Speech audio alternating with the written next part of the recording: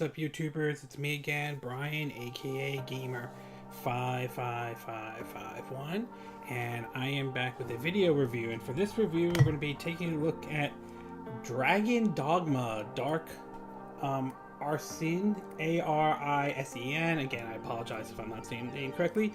For the Nintendo Switch, also available on the PS4, Xbox One, and PC/Steam.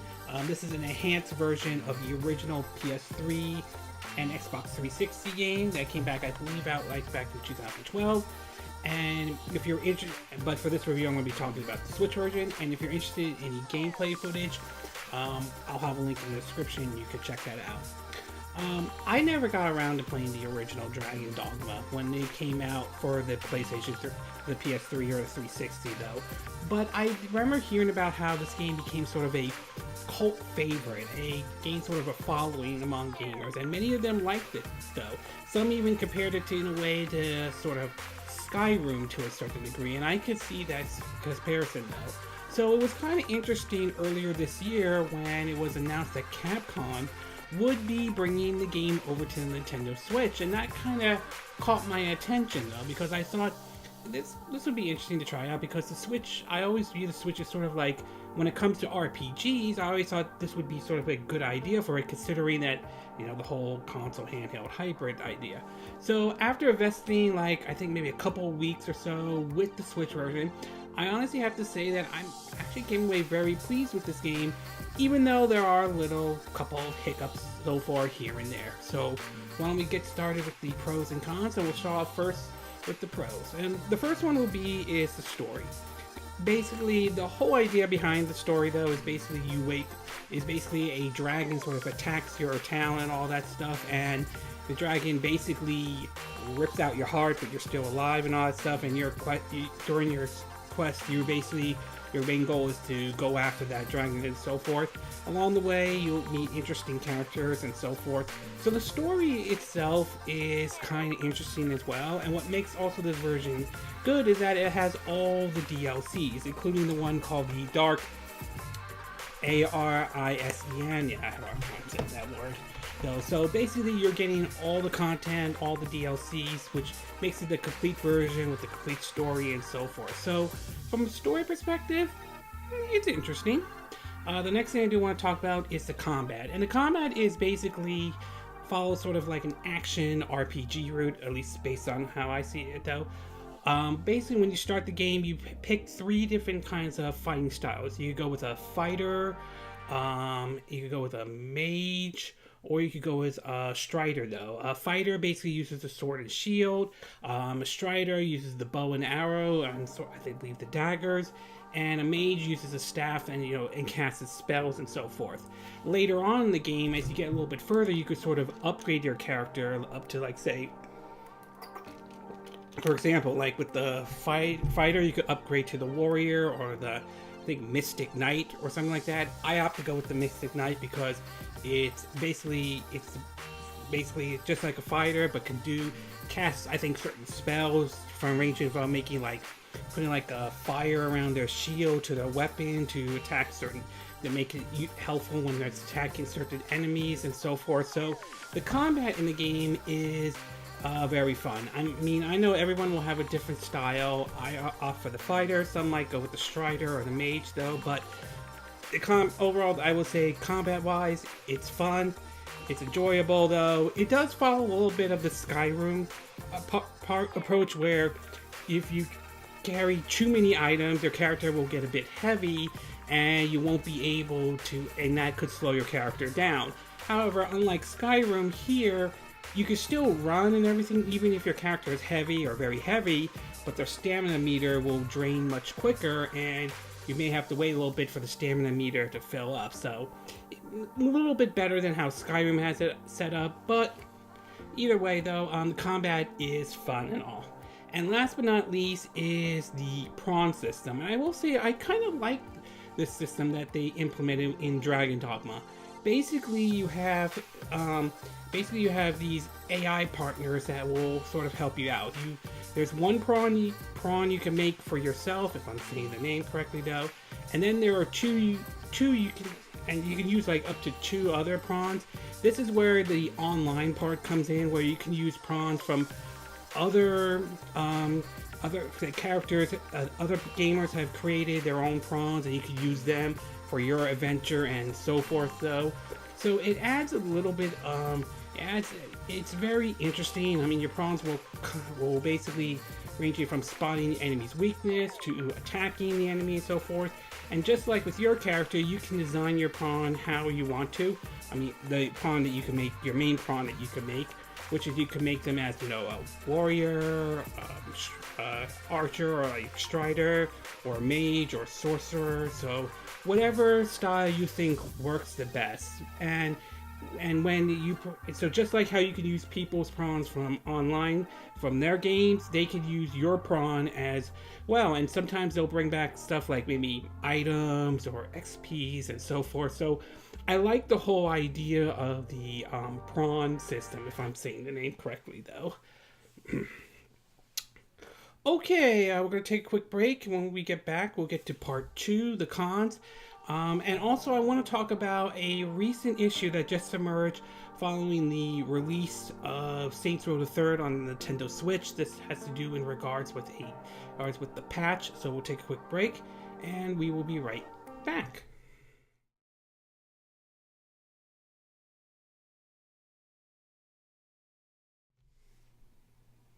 Okay, and we are back with part 2 of our video review of Dragon Dogma Dark Arisen, Arisen, again,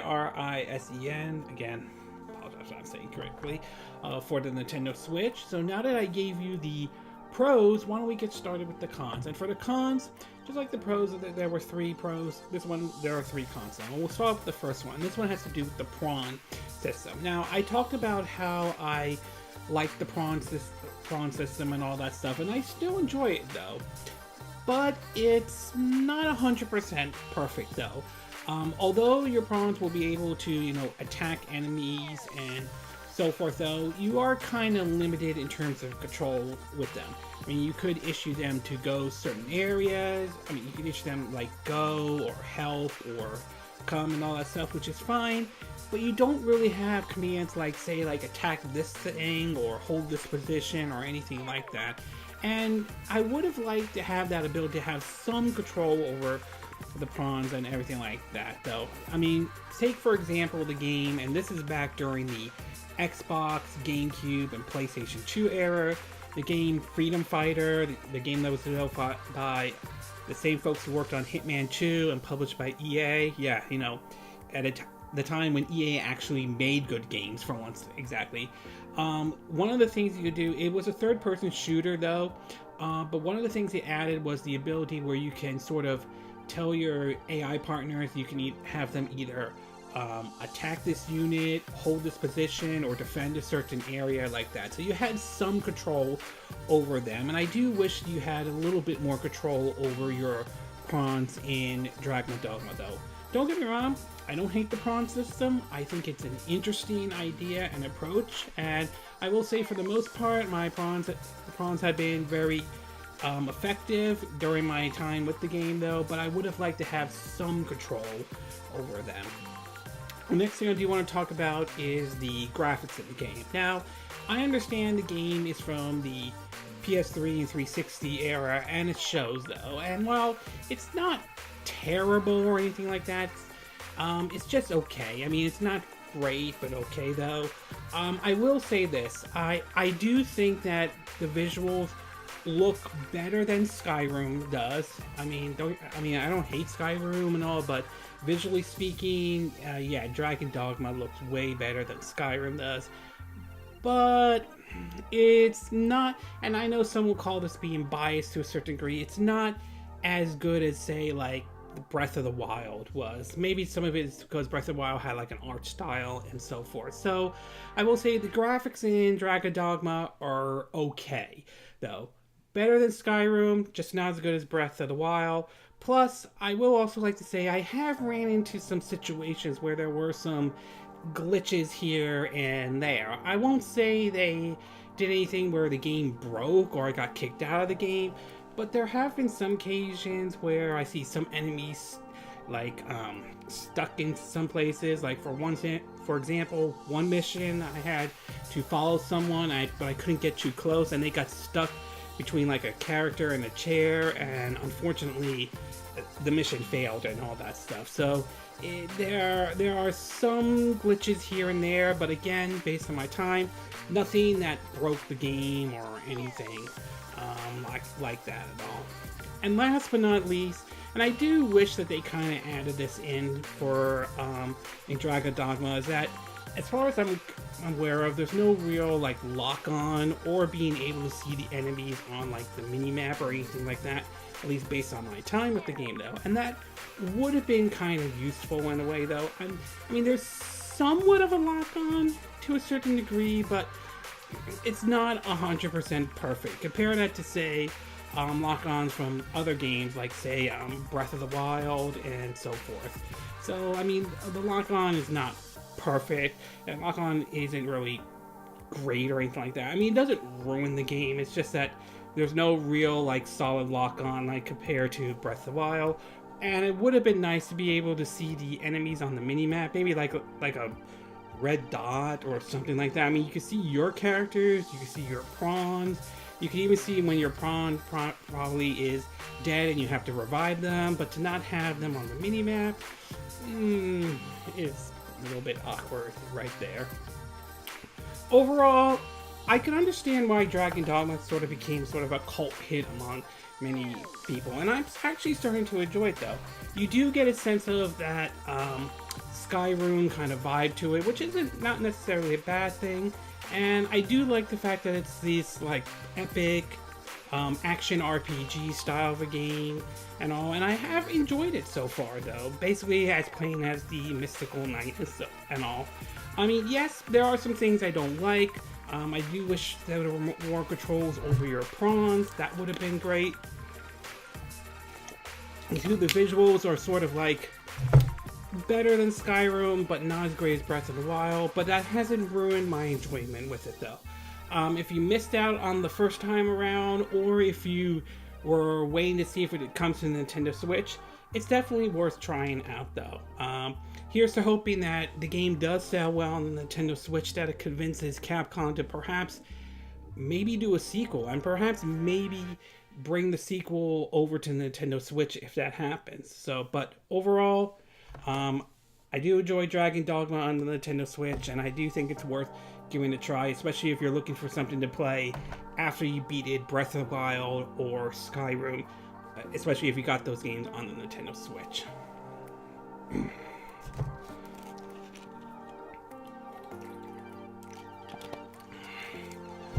Okay, before I end this video, I do want to give my thoughts on a situation that kind of has emerged for Saints Row the Third, or the Switch version of it. Now, although this video will probably come up on Tuesday, so I will say that last week though, Saints Row the Third just came out for the Nintendo Switch. Came out both digital and physical as well. But apparently there seems to be some issues with the game though. Basically, there was supposed to be a day one patch that was supposed to come out for the game, but it doesn't seem like it isn't available.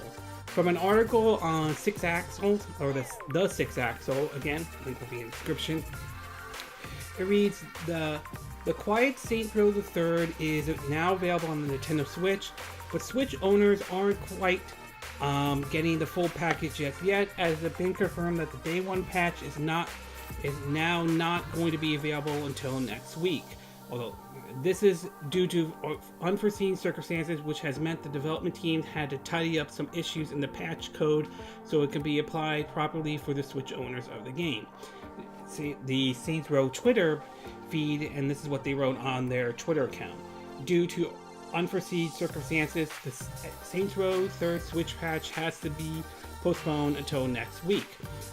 We hope for your understanding while we make the finishing touch and prepare for its release. Please stay tuned for further information on the exact release time and patch note. This tweet came out on May 10th, 2019 at around 10:36 a.m. The patch is set to address issues with online matchmaking, audio sync fix, performance improvement, which includes improving the frame rate drop and display of subtitles fixed so they appear in the open world and not just cutscenes. There were also confirmation there are no plans to include gyro controls in the port. So for those who may have picked up the game for the Nintendo Switch, may have noticed that the visuals not exactly 100% perfect, to the fact that there may have been some frame rate issues and so forth. Now, I just got the game and I played it on the Nintendo Switch, and I will say, based on my time with it though, it's not terrible. It's not like it's unplayable or anything like that, but you can see some differences though. Subtitles do not appear they only appear when they're in the cutscenes, not in the regular game. Visually, the game looks like the visuals could have maybe a little bit of an upgrade to the visuals to a certain degree, though. I mean, this is a PS3 game and so forth, but still, they could clean that up a little bit. And I did notice, at least based on my time with the game, the frame rate did drop.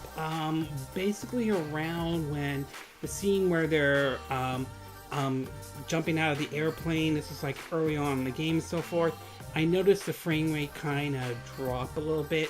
It didn't make the game unplayable, but it was certainly noticeable. So while it's great that they are informing people that the patch is going to be delayed till next week, I'm kind of mixed on this. I still think this is kind of a little inexcusable that they shipped the game in this condition already. And so for asking people to wait till next week for like a patch and all that stuff. So I do think it's kind of a bit ridiculous though.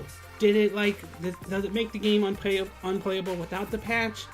No, but there are problems that you can easily spot though. And I really thought if the patch wasn't going to be ready, why not delay the game first?